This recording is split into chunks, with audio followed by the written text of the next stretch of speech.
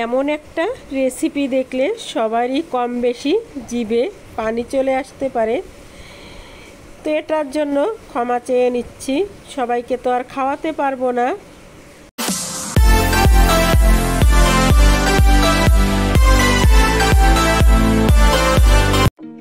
আসসালামু আলাইকুম।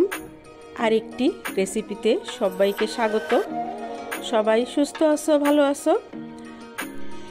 বন্ধুরা, চলে আসলাম অসময়ে টক কুল মাখা নিয়ে।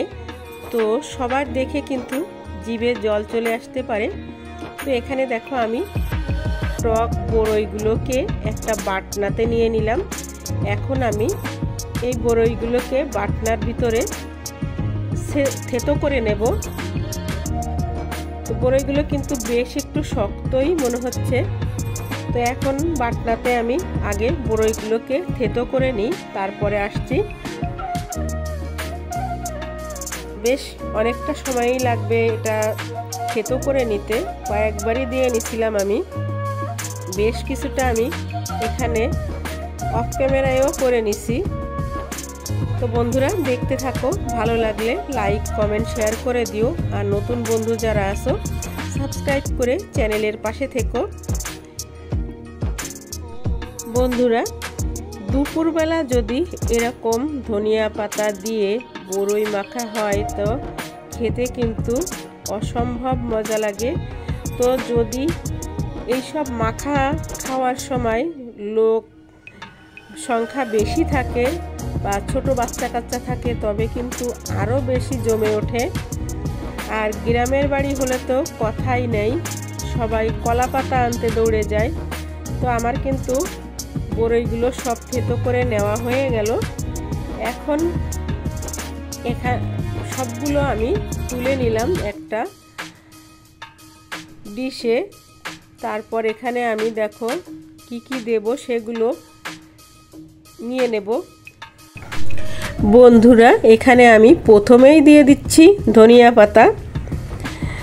ধনিয়া পাতার সাথে বড়ই মাখার ফ্লেভার তো জাস্ট অসাধারণ লাগে। তারপর দিয়ে দিছি সরিষা, শুকনো মরিচ ভাজা, এটা কড়াইতে টেলে নিছি। তারপর দিয়ে দিলাম লবণ। এখন সুন্দর করে এটাকে ঘষে ঘষে একেবারে সফট করে নিতে হবে আর কি। সবগুলো একসাথে মিশ্রণটাকে তৈরি করে নেওয়া হয়ে গেল। এখন সেই বড়ইগুলো আবারও এর ভিতরে দিয়ে দেব। বাটনার গায়ে যেহেতু অনেক লেগে আছে, তো এটাকে সম্পূর্ণ বড়ইটা এখানে ঢেলে দিয়ে মেখে নিতে হবে। বড়ই মাখা আমরা কিন্তু সবাই তৈরি করতে পারি, তারপরেও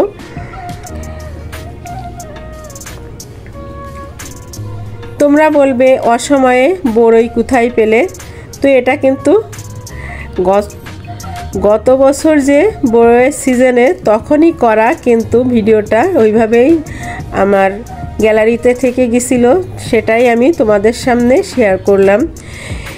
আবারও কিন্তু বড়ইয়ের সময় চলে আসলো।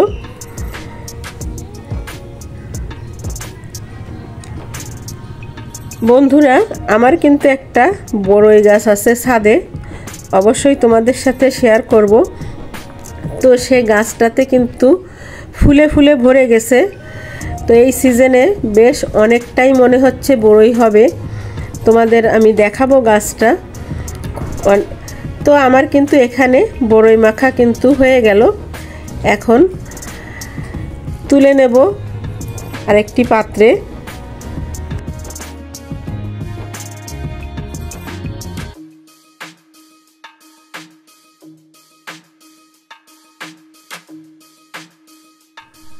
দেখো কত সুন্দর বড়ই মাখা হলো, একেবারে টক কুল। খেতে কিন্তু এত মজা হয়েছিল বলার ভাষা নাই। তো বন্ধুরা, হয়ে গেল বড়ই মাখা। এখন দেখো অন্য একটি পাত্রে আমি তুলে নিচ্ছি। বন্ধুরা, তোমাদের সামনে ওটা স্কিপ হয়ে গেছে। এখানে বড়ই মাখাতে কিন্তু একটু চিনিও দিছিলাম। চিনিটা না দিলে কিন্তু বড়ই মাখার যে আসল টেস্ট সেই টেস্টটা কিন্তু পাওয়া যায় না।